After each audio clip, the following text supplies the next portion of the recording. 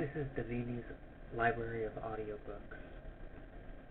In this video, I'm going to explain Osho's technique that he describes in his discourse, Contra Supreme Understanding number 2.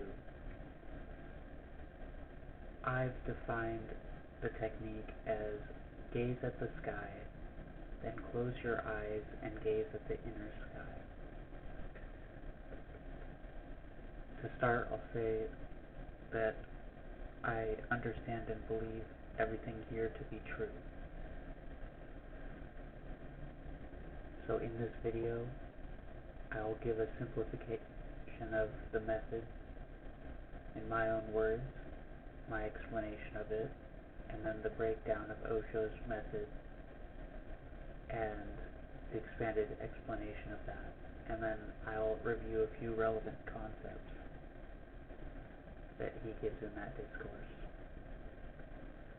I write that non-identification is the way to awakening and enlightenment.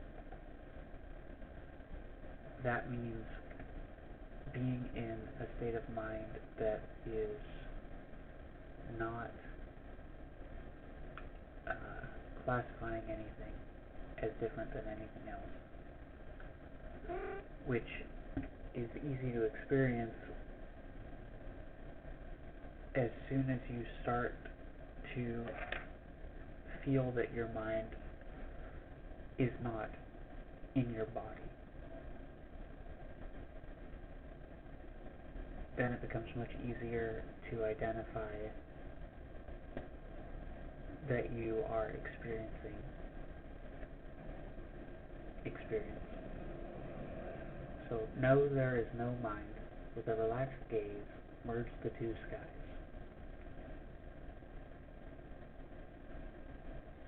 Osho writes to look at the outside sky in the first part of his method, then to apply the same look to the sky that's inside you. So you just close your eyes and you imagine the same sky you were just looking at.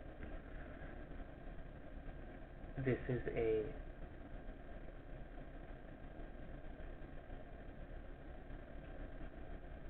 is from Meditation 33 here. I'm actually going to pull that up for a second and see if there's anything here I want to cover. Yeah, I do want to say this. Simply into looking into the blue sky beyond clouds, the serenity. So he goes to great lengths to explain that in this article, in this talk.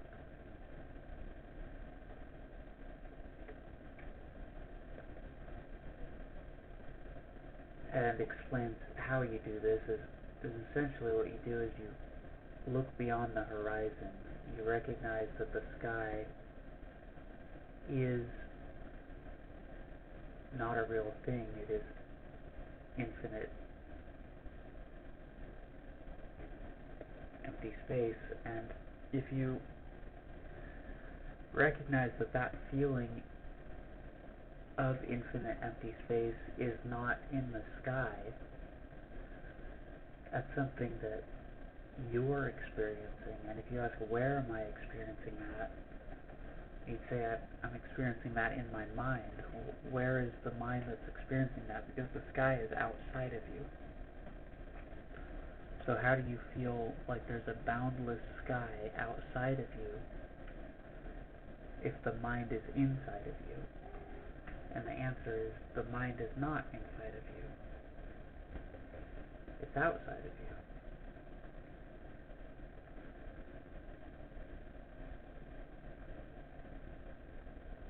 I wrote, merge the two skies because when you look at the outside sky and the inside sky, there will be a moment when you realize that they're one. And so that's your first experience of this merging. What you're really doing in this method is you're creating enough space for what I'm calling the deeper you to recognize and comprehend what's going on. right? At some point you'll realize that the thought thinking there is no mind is not you. Because when you're listening to your thoughts and you're thinking,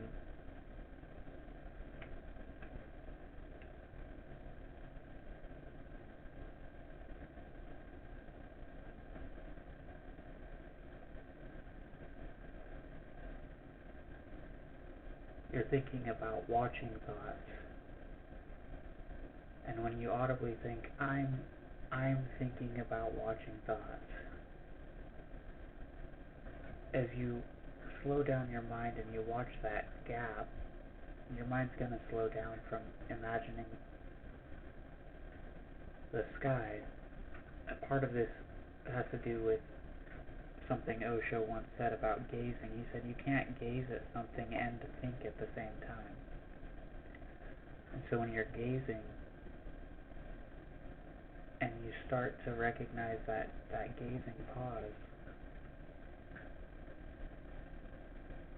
eventually you're going to realize that the thought that comes up that says, I'm trying to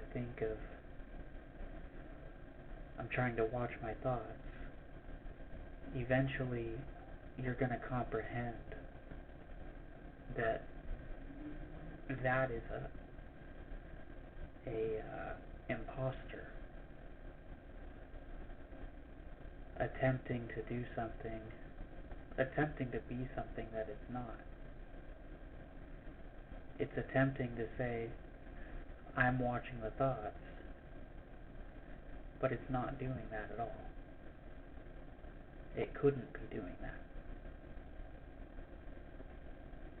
Because it's the thing being listened to, it's not the thing listening.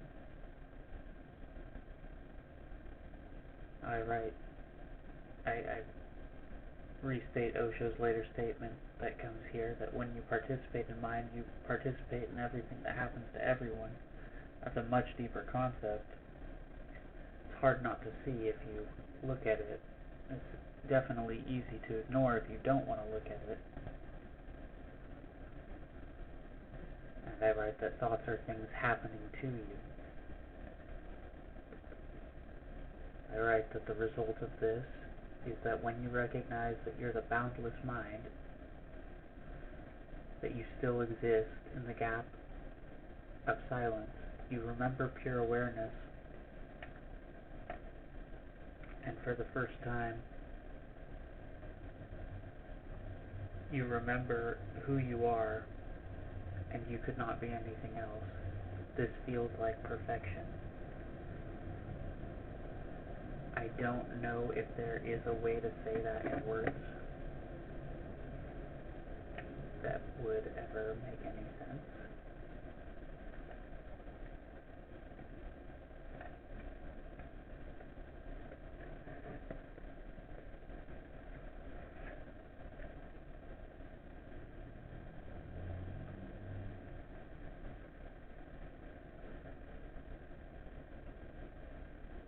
Somehow,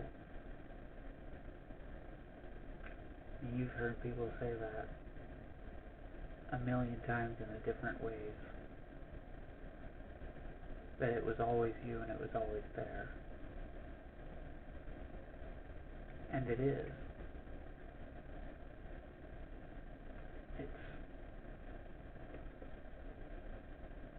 But it's not the you that you imagine that's always there. It's not, oh, I've always been here, and I remember these things. That's like a vision. That's like an imagination. This remembering who you are is not a remembering, it's noticing. It's just noticing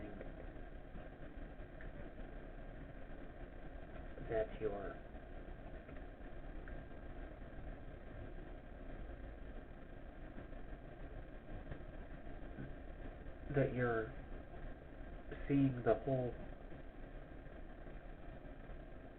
existence. That you're not you're not in a body. There's nothing about what you are that's contained inside of a body. There's just you. And I'm not even calling that you the watcher. The watcher as a meditation is a watcher through the eyes of yourself.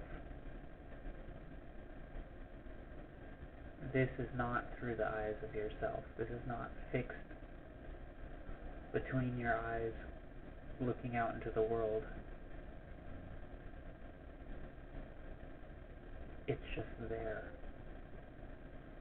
So Osho, that's the end of me giving my explanation of this experience. Osho says what you experience is that you experience that you are the vast blueness of the sky, and thoughts are just like clouds hovering around you, filling you. But the gaps exist. The sky exists. The three concepts for this method. Mind does not exist as an entity. Only thoughts exist. And what he's saying is that mind is not a thing that's somewhere. And he'd say that there's no mind. I'd say that it's fair to say there's no mind. Not as you imagine it. Not as something with a fixed location and a fixed size, which has a fixed container and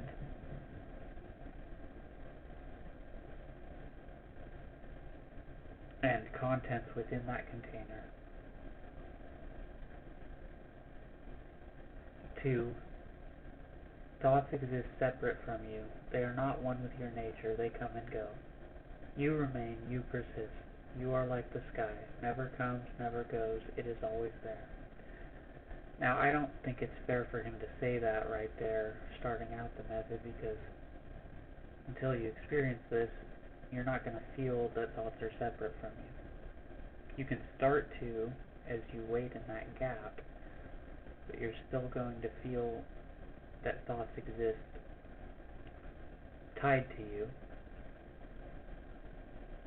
But he's saying to at least recognize this, because if you're going back to when you eventually notice what your thoughts are doing, if you're thinking, my thoughts exist separate from me, eventually you're going to notice that the thought saying that is not you. 3, thoughts are things, forces, and you have to handle them very carefully. And this goes back to, if you're conscious, you can cause a lot of damage if you're awake. If you want to be a curse on the world, it's very easy to do that. It would be irrational, but it's a possibility. So the way he writes his method is look into space, into the sky, without seeing, look with an empty eye, looking yet not looking for something, just an empty look.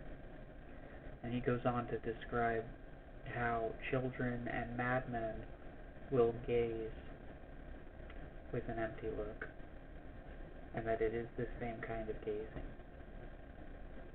And he would instruct people, and other people would see him do this, that he himself would gaze. He would look, but he wasn't looking directly at you or directly at anything.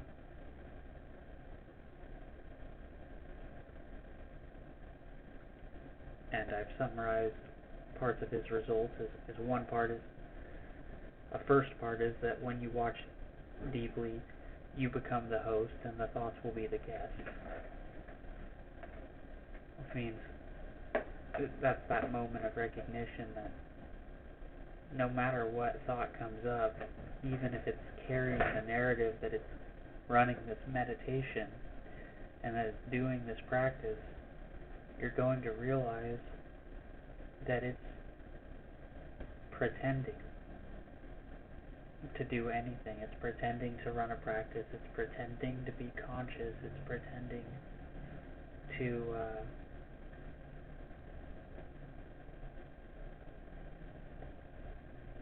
watch it all.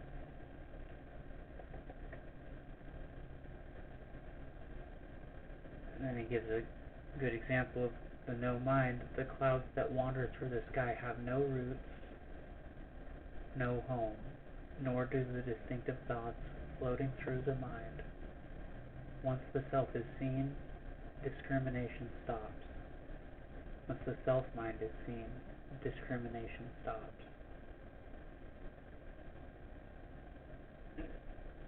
When you feel like thoughts are attached to you and you feel like you have a fixed mind in place, it feels like thoughts have a root and that they're coming out of that root. But when you're meditating on this sky that doesn't have a fixed point, there's nowhere for these thoughts to have come from. They're coming out of nowhere and they're going to nowhere. They couldn't possibly have any connection to that sky. So as soon as you realize that you are that sky, you recognize that these they have nothing to hold on to. So he says once the self-mind is seen, discrimination stops. Because when you feel like these thoughts are attached to you, you're discriminating.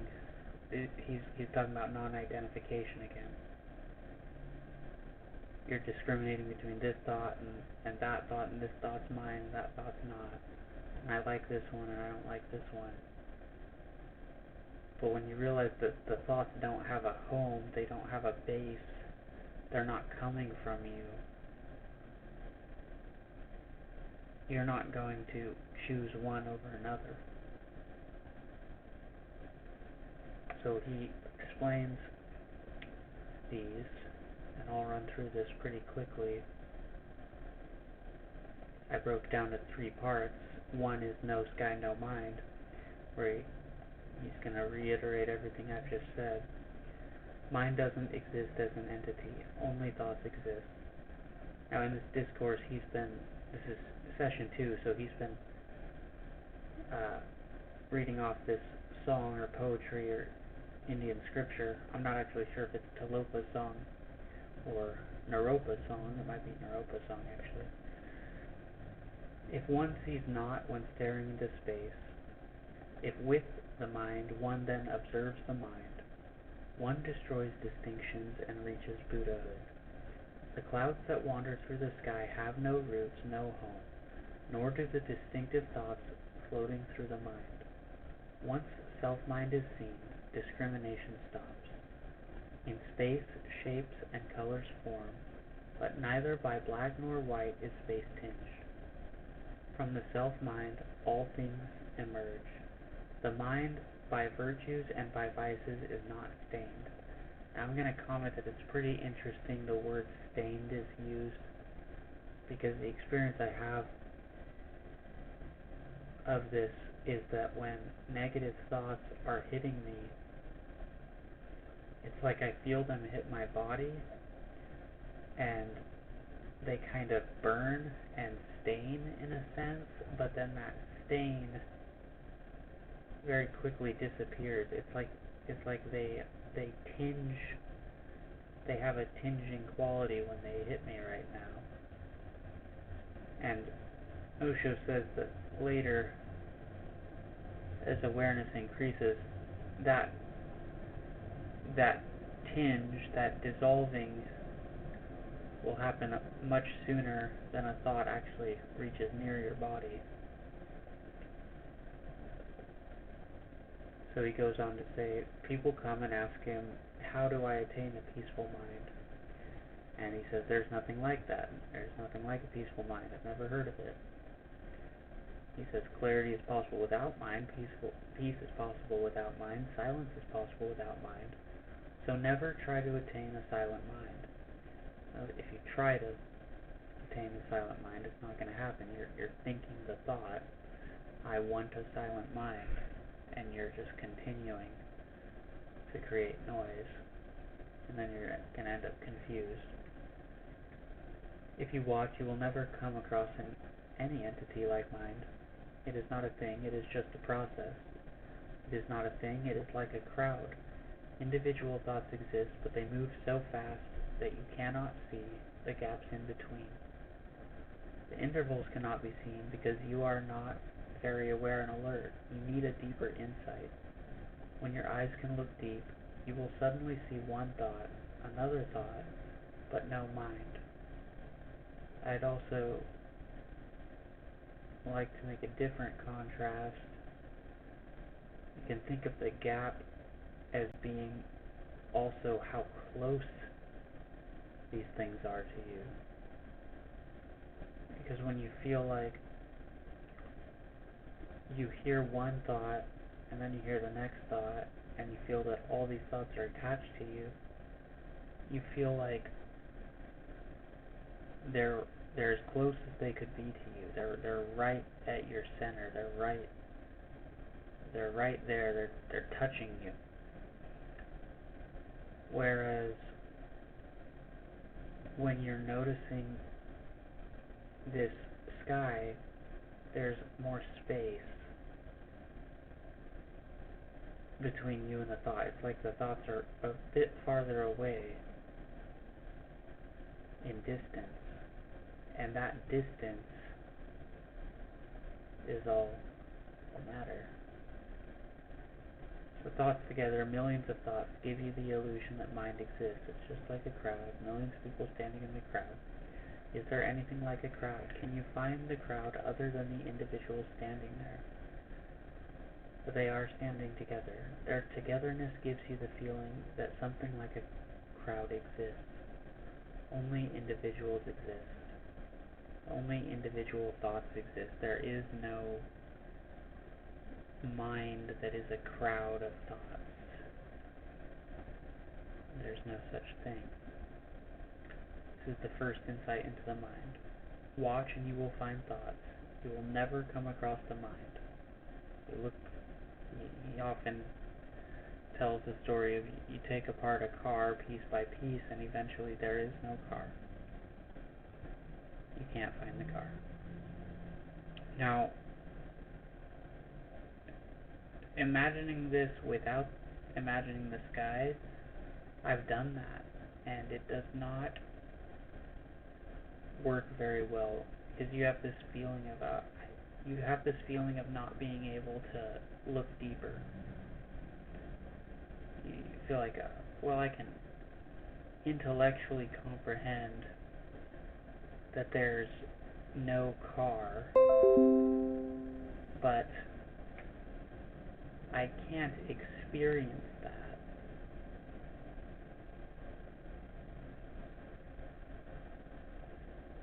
So, watch, and you will find thoughts. You will never come across the mind. And if it becomes your own experience, not because I say it, not because Talopa sings about it, no, that won't be much help. If it becomes your experience, if it becomes a fact of your own knowing, then suddenly many things start changing, because you have understood such a deep thing about the mind, many things can follow. And he's right, that there's more depth to that statement, that if it becomes a fact of your own knowing, it's just like other things that you've realized. once you realize it once, you don't forget it. Once you fall, you remember falling. You're never gonna just imagine that you can float into the sky once you've comprehended gravity. Once you recognize this, the trick isn't gonna work twice.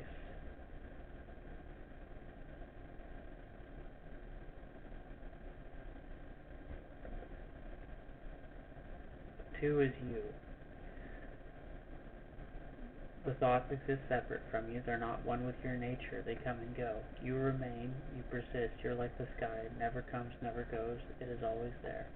I'd already read that part up above, I believe. This part that they're not one with your nature is pretty important. They're not. They don't have the same semblance of your nature.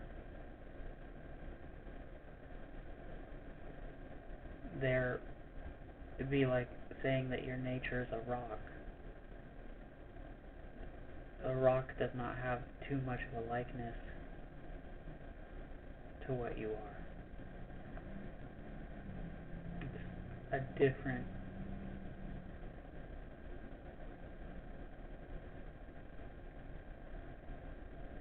totally different. Clouds come and go. They are momentary phenomena. They are not eternal. Even if you try to cling to a thought, you cannot retain it for long. It has to go. It has its own birth and death. Thoughts are not yours. They don't belong to you. They come as visitors, guests, but they are not the host. Mind doesn't exist as an entity, the first thing. Only thoughts exist. And I want to say on this, I've heard Osho explain this many times, and honestly, I don't think it's worth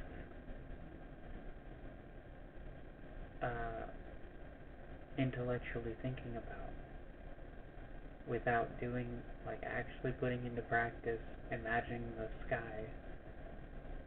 Imagine the sky first and then think about this, but just thinking about this, and even if you can comprehend it, it doesn't mean very much. You just create a metaphor of you've got the host and you got the visitors and the guests coming in. You can understand it, but that doesn't really help you in any way. Maybe a little bit. Give yourself some grace a little bit.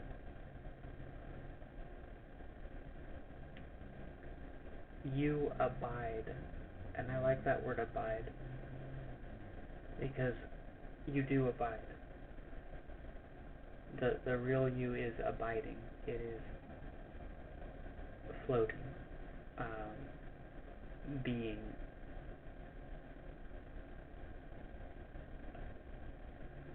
I even feel like the sound of the word abide, the be, captures it. Not as you, because that too is a thought. You abide as pure consciousness. Not your name, because that too is a thought. Not your form, because that too is a thought. Not your body, because one day you will realize that that too is a thought.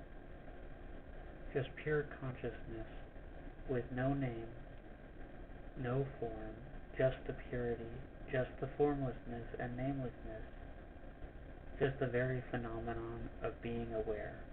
Only that abides. So you can go back, if you wanted to contrast it and say, the thoughts aren't one with your nature. Well, what is your nature? Your nature is purity, formlessness, just pure. It's just pure. It is the thing that dissolves all other things. That's what you are. You're the thing that the thoughts disappear into.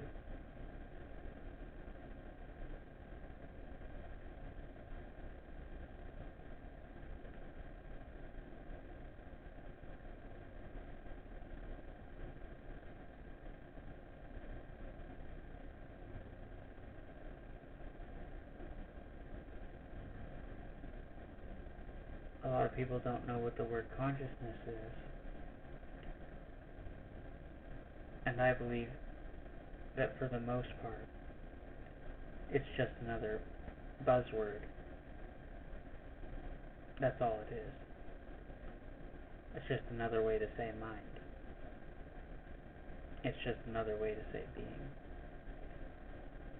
Now it is referencing something that's more than mind.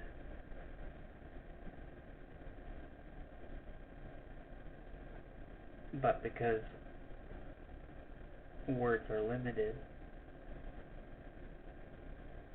you might as well say pure mind or pure existence, the container of existence, the universe, without the material aspect of the universe.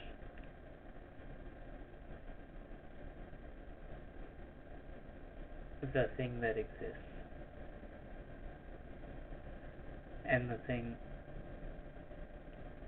that's also watching the empty space that you call death. And when I say death, I mean the not passage of time.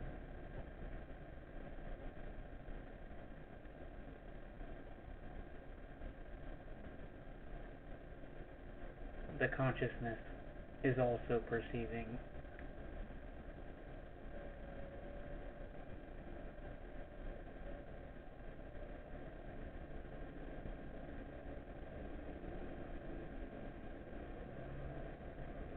the not passage of time.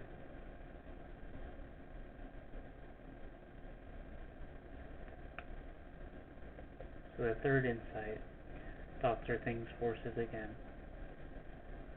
This goes, I threw in here the everybody is responsible for everything on earth quote, and a lot of different people have said that. Only one person cannot be held responsible, and that is the person who has no mind. Otherwise, everybody is responsible for everything that goes on. If the earth is a hell, you are a creator, you participate. Now, I know this, a version of this statement from a fictional book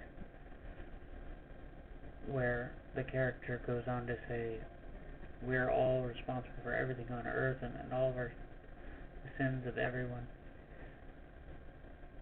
Well, if you look at this model, this large model that's saying that thoughts are in the air and when you walk by them,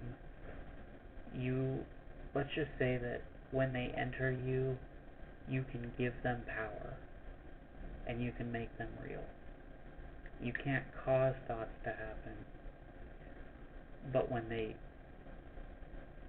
you walk into them and now they're around you, you can focus on them and you can create them.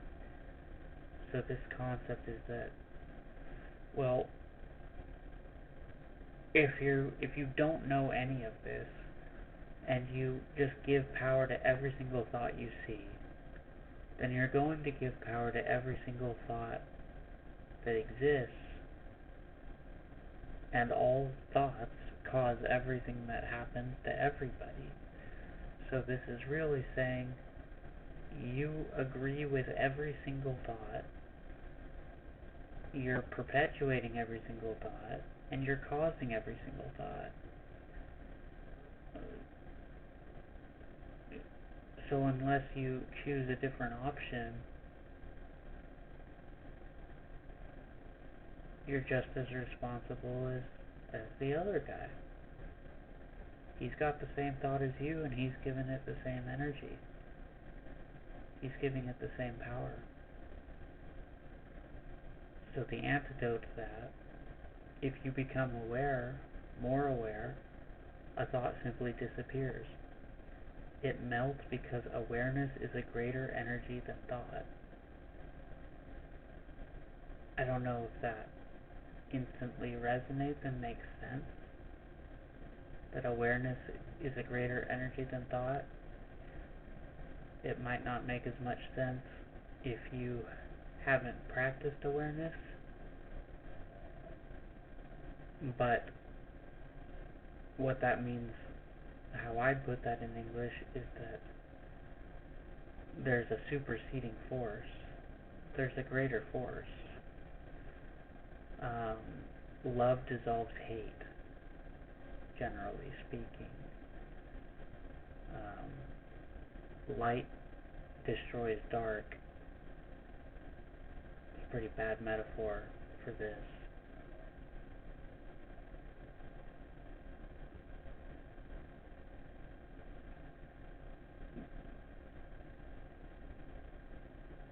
Just consider any greater force that's greater than another force. Awareness is above thought. Two things aren't gonna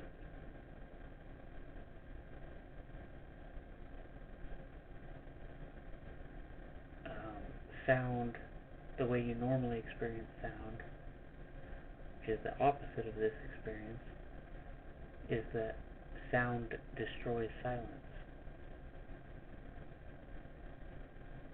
So the music is playing, and the silence is no longer there. So from that normal perspective,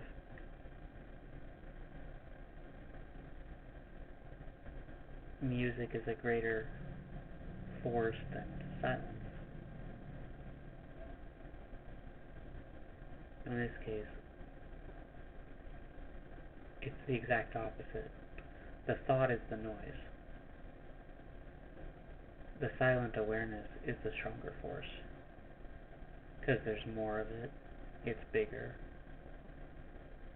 It's to use a metaphor, it's a higher dimension.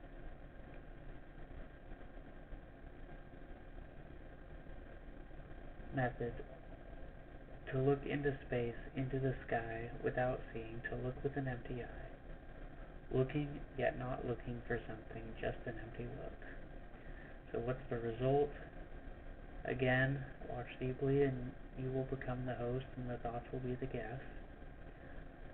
The more you get attuned to this vision, thoughts will drop by and by. They will come less and less and less and less. The gaps will become wider. For minutes, no thought coming. Everything is so quiet and silent inside. You are for the first time together. Now, there's an interesting statement, together, because when you feel like you're the whole thing, that's a bad description, because when you think of a whole thing, you feel like you're the whole cup, but then you feel like there's a cup. There is no cup.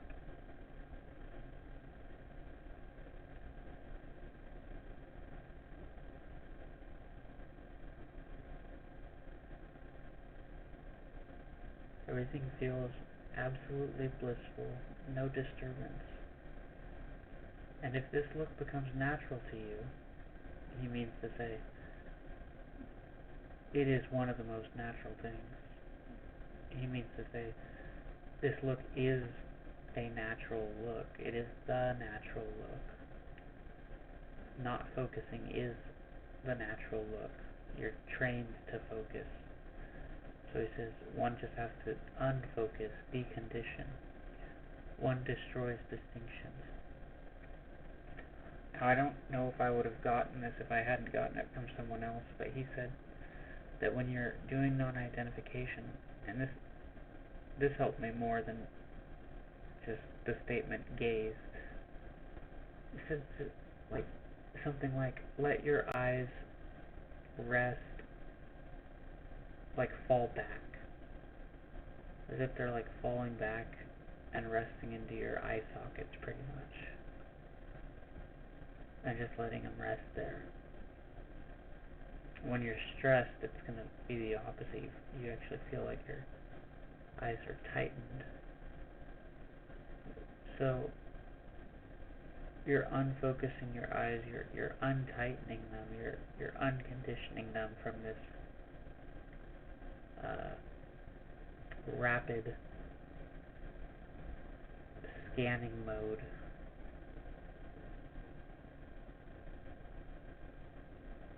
that's been trained into you. That statement's repeated. That's the end of the explanation of the in a 1, 2, 3. I'm just going to skim over the rest of this article. Here's a concept of more about how there is no mind, how mind works. Go a bit slow, see if anything catches my eye here.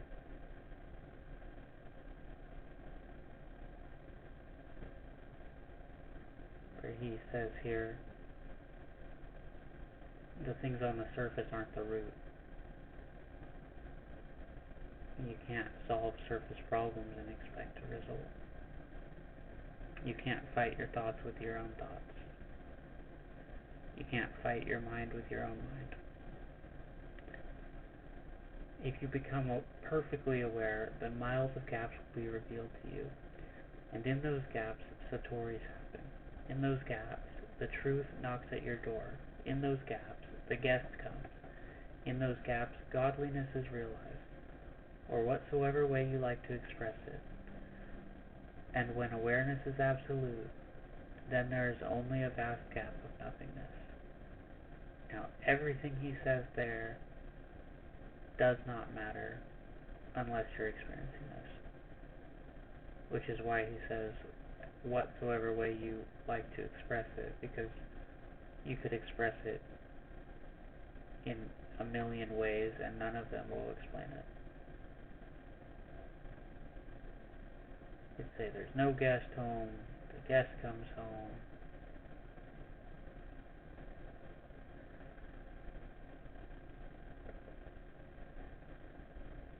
He says to have a glimpse of the sky is Satori, and to become the sky is Samadhi.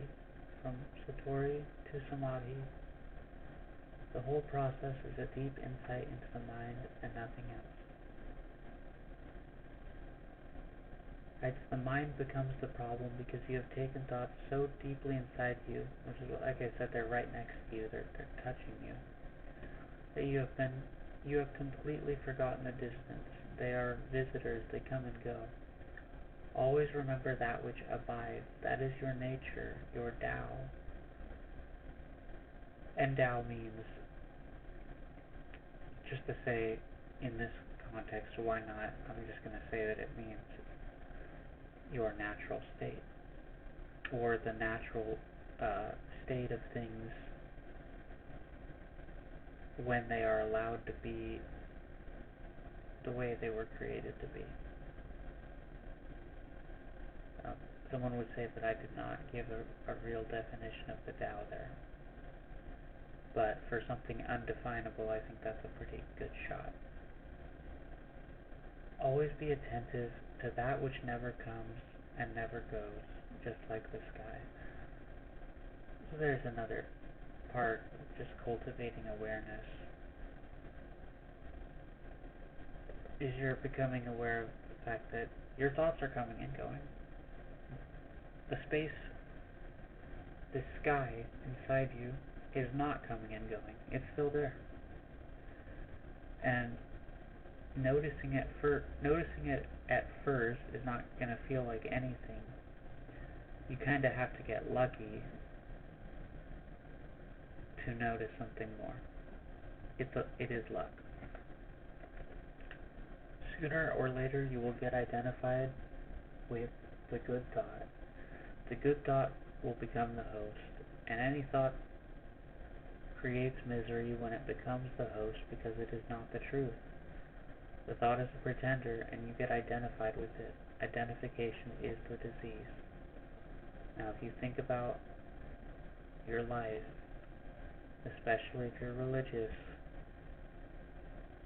you can remember a time when this became true. You, say, felt righteous, believed you were righteous, had thoughts about being righteous, and then over time, those thoughts, those thoughts were pretending, and now you're attached to it. Now you feel fake, and now you feel like you don't want to be you anymore. Now you feel like you want to escape because you're not really you. You think, I'm not really me, and you become sick. Identification is the disease, because you're believing in a falsity, which, probably because I'm looking at the word Gurdjieff, I think I just realized that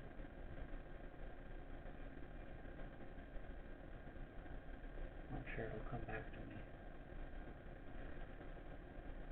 to me. Gurdjieff used to say that one thing is needed, not to be identified with that which comes and goes. The morning comes, noon comes, evening comes, and they go. The night comes, and again the morning. You abide. Not as you, because that too is a thought, as pure consciousness, not your name, because that too is a thought, not your form, because that too is a thought, not your body, because one day you will realize that too is a thought. Just pure consciousness, with no name, no form, just the purity, just the formlessness and namelessness, just the very phenomenon of being aware, only that abides.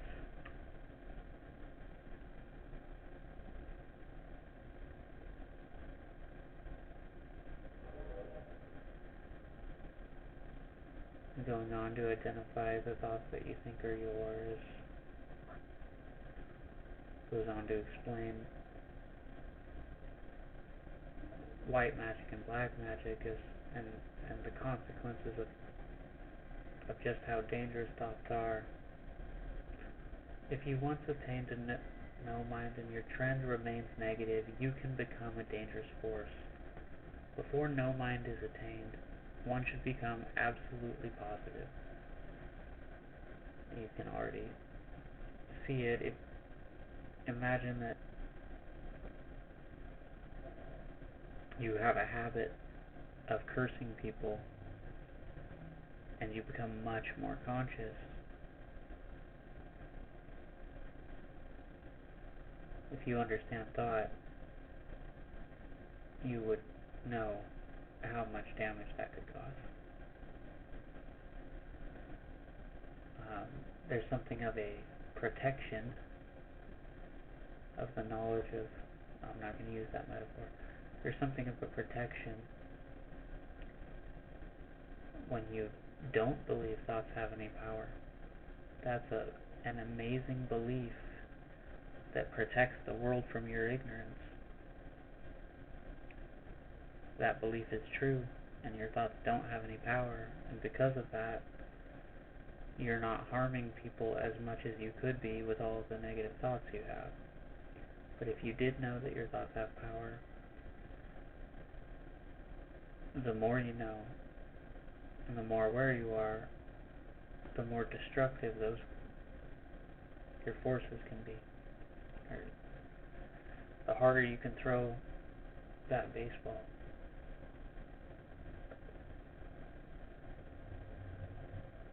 He goes on to say, your thoughts go on creating a world around you. I took out, to shorten the length of this article, he told multiple pretty amazing stories about thoughts. It's worth looking at in the original transcript and discourse.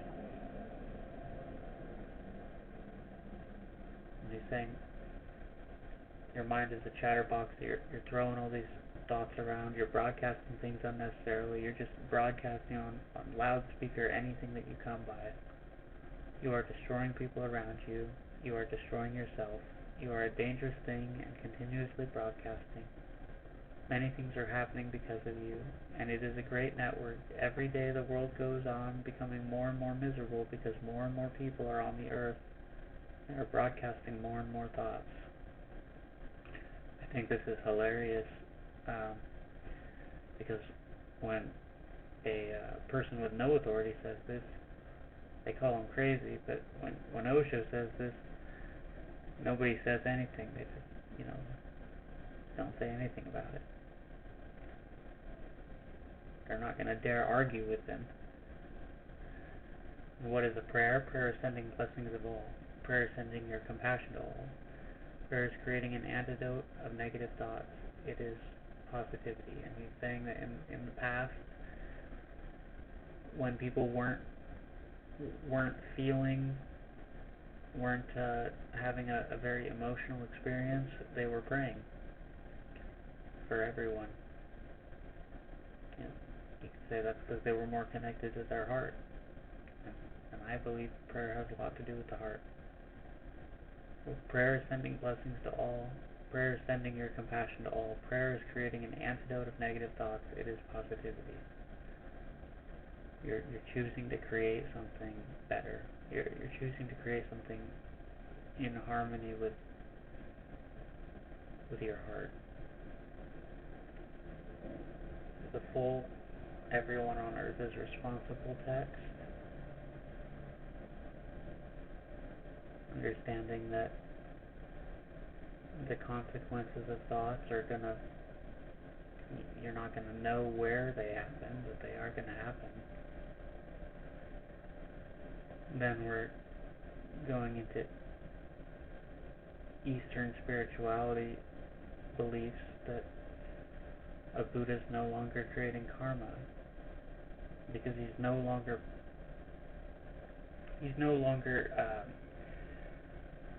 I'll say the way Osho says it, and I'll say the way I say it in context of what I've just been saying about thought energy. It's simple. Whatever he's doing without any mind in it. He's not thinking about it. It happens. He's not the doer. He moves like emptiness. He has no mind for it. He was not thinking to do it.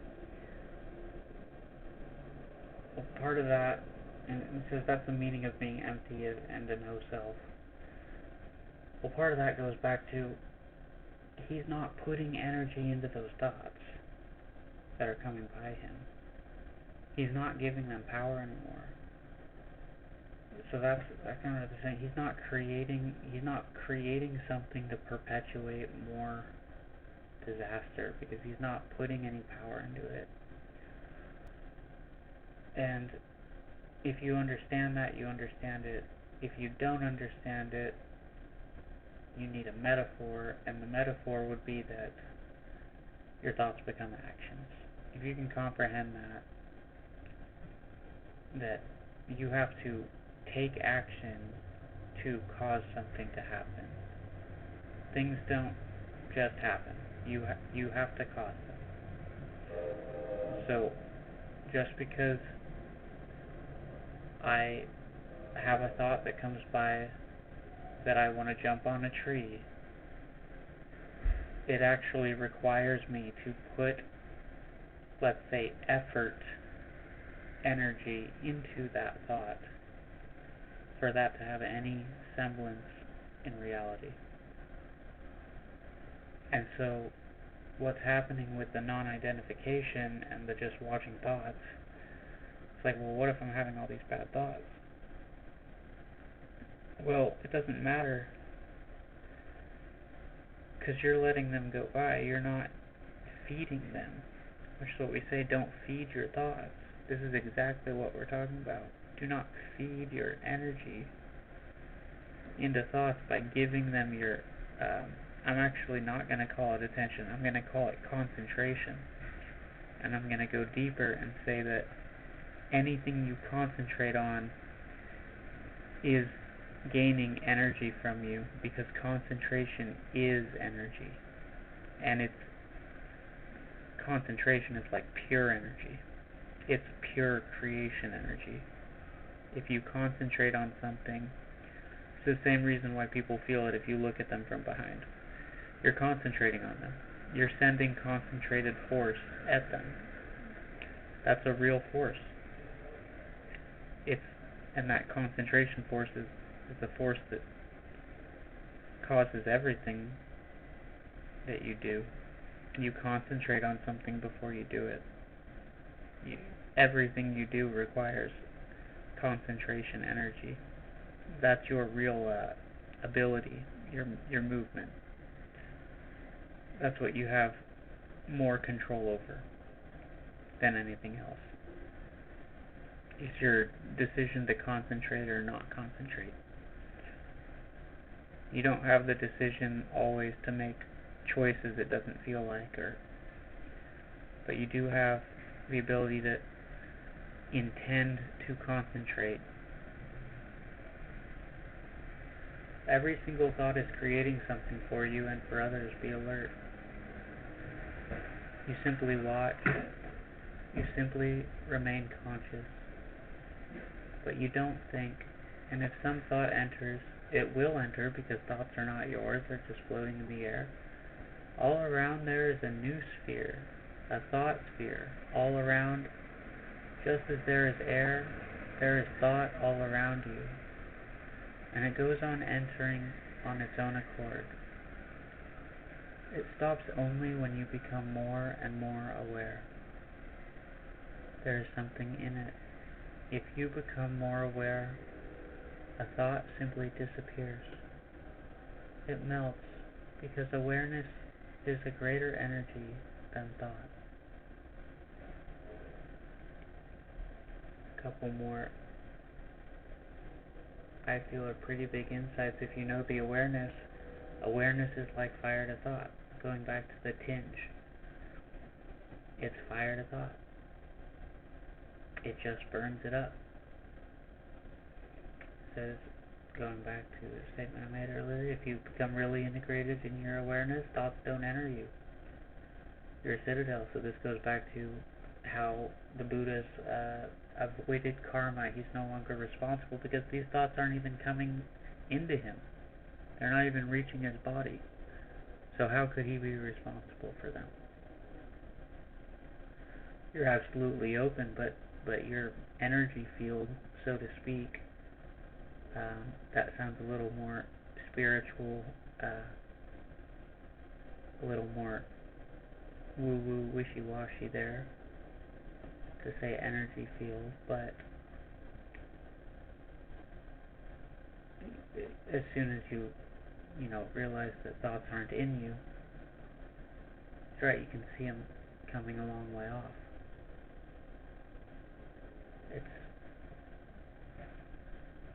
They're not going to sink into your body, you're not going to take them in, you're not going to grab hold of them. And you can move anywhere, then you can go to the very hell, nothing can affect you. Now, what I've experienced with that is that nothing can cling to the sky. The thoughts can't cling. They can't attach to an open sky. That's where this meditation's really easy. You're just imagining an open, boundless sky. If it takes you one day or a year, it'd be worth it, because you're talking about the difference between being tormented by thoughts day in and day out, and the difference between no thoughts being able to grab hold of you. There's some downsides. The fact that everything in you is going to start coming up, but your awareness can handle it. Suddenly, a moment comes when you're attuned to this looking of not looking. Clouds disappear for you. Only the vast sky remains. It is difficult because eyes are focused and your eyes are tuned to look at things. I think this is near the end here. Going back to just letting your eyes just gaze. He says let pure clarity be in the eyes, but that's not something you cause, it's something that happens as you that's what happens when you imagine a clear blue sky. Is you're actually clearing this thing you're imagining as mind. You're clearing,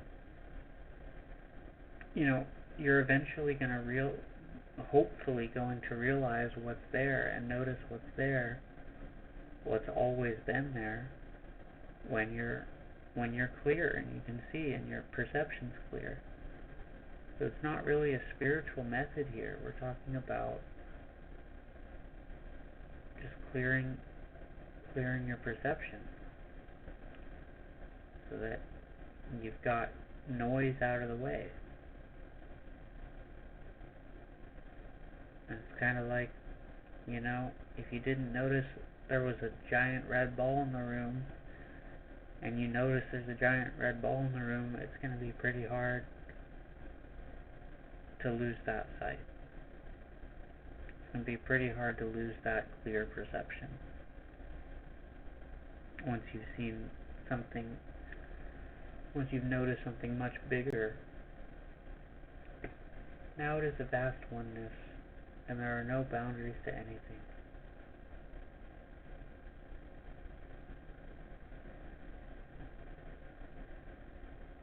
And he describes this, which, again, I don't believe is worth intellectually thinking of, because it's something that could be said more than one way anyway. If you're not identifying with anything, like I said, the way I wrote it, the two skies are going to merge. Another way to say it, the word merge is a good word. It doesn't make you think, oh, everything's just connected, like connected by Lincoln logs. No, they're merged. You put your hands together, they're merged together.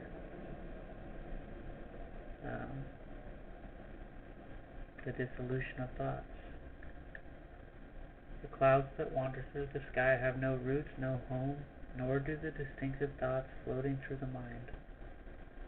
Once the self-mind is seen, discrimination stops.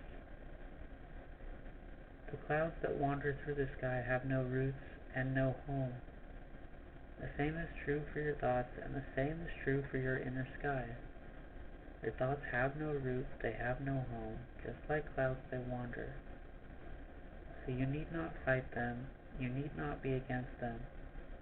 You need not even try to stop thought.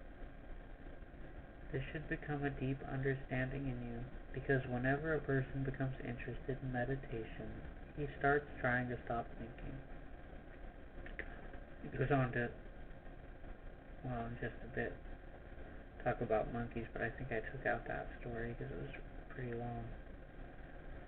Don't fight, because who will fight? Who are you? Just a thought, so don't make a battleground of one thought fighting another. Be a witness, just watching thoughts floating. They stop, but not by your stopping. They stop by your becoming more aware, not by any effort on your part to stop them. No, they never stop. They resist. There's something that didn't make sense to me until I heard it with this. It's pretty hard. It's pretty difficult to just try to watch things and not try to stop them, because then you try to stop stopping them. You try to stop telling yourself to try stopping them, and then you're trying to stop that thought, and then you're trying to allow that thought. You don't know how to allow a thought. So it just wears you out, and then, like he says, you throw out all these thoughts, and then they come back, and you're getting more tired the more energy you're spending. Once again, you're feeding them energy. They're not getting tired, they're just getting stronger, because you're just getting more and more energy. So you're kind of in a pretty difficult trap, pretty painful trap. Well, when I started thinking of non-identification in terms of receptivity and openness, and setting my intention to be with thoughts, to allow them from a embracing angle, I'm opening to them, becoming receptive to them, and that causes a lot of fear in people. I don't want to be receptive to evil thoughts. It's like, I don't want to become evil by becoming receptive to evil thoughts. Well, You're not,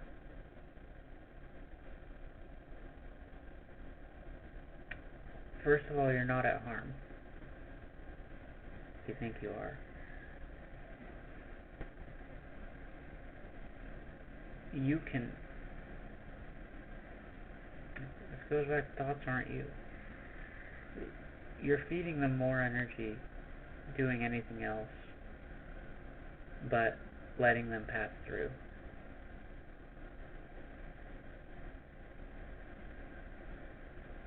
So the first part that's helped me is choosing to be more receptive, intending to be receptive. Like that maybe it's just me, but that perspective helps me more than just not trying to stop. Is becoming receptive. And then the second part is the idea of allowing yourself to contract. Allowing yourself, like, you can watch the part of you that's getting mad at yourself for not being able to do it. You can watch the part of yourself and you can allow that. You can go all the way up. You can allow the thoughts that are thinking that they're trying to stop. As soon as you realize that, it's much easier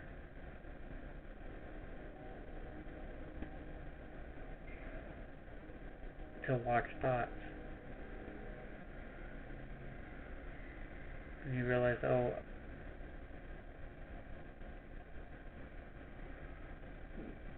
one way it's said is this too,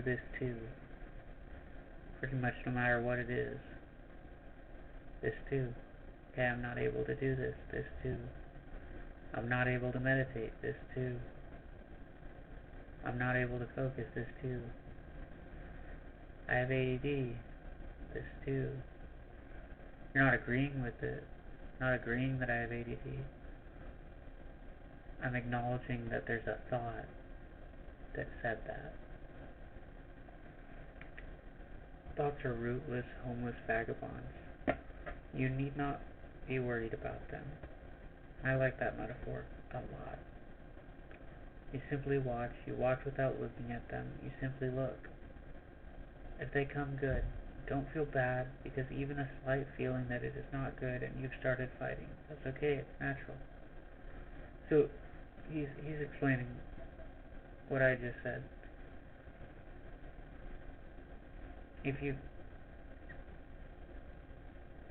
you're failing at it, you just let that happen too.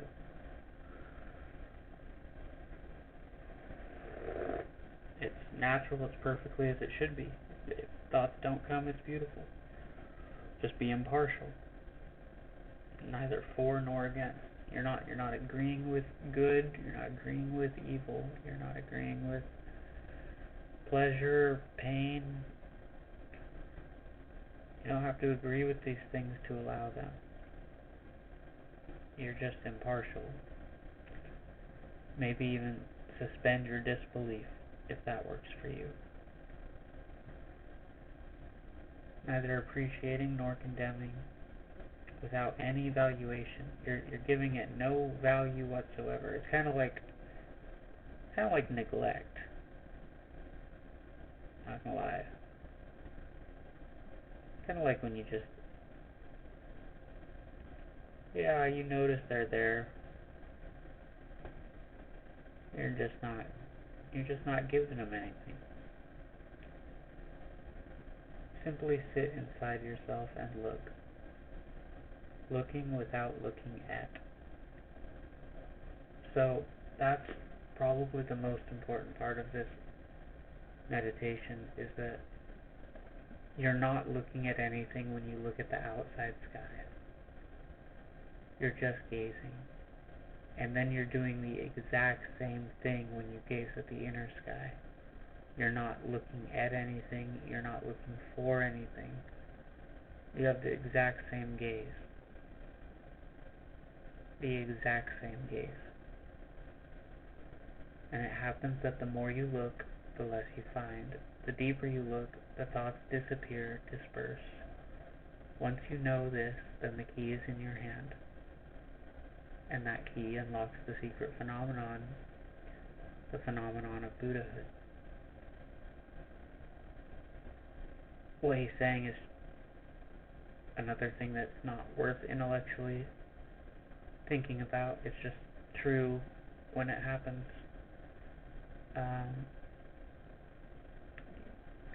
You look and it's like the thoughts run away. It's pretty incredible. So this explains most of this was above. Then Osho gets to the end of his lecture talking about probably his imagined person, and how they live and act in this way. Most of what I've said.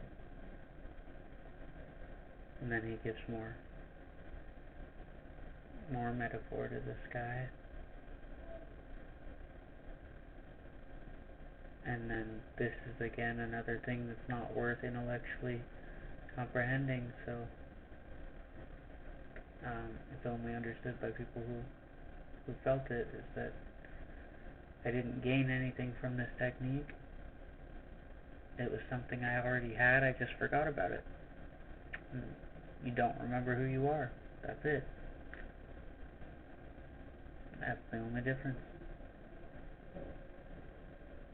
You still have a divine nature, even if you don't remember. It just because you don't notice it,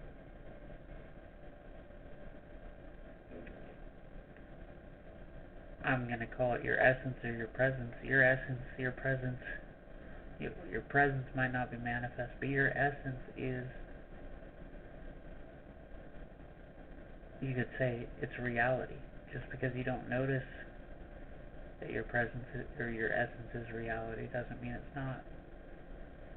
Your essence isn't going anywhere. So when your perception becomes clear, if you're lucky, suddenly in a moment, in fact, no time happens, an instantaneous event happens, because who you really are doesn't require movement. It doesn't require the passage of time. And when you notice it and recognize it, you're just instantly, I'll just say you're yourself, that you've always been. You don't gain anything from it, because you're already you. You just forgot for a moment. And then you lose misery, pain, anguish, anxiety, ambition, jealousy, hatred, possessiveness, violence. You lose it all. It's a pretty fair deal.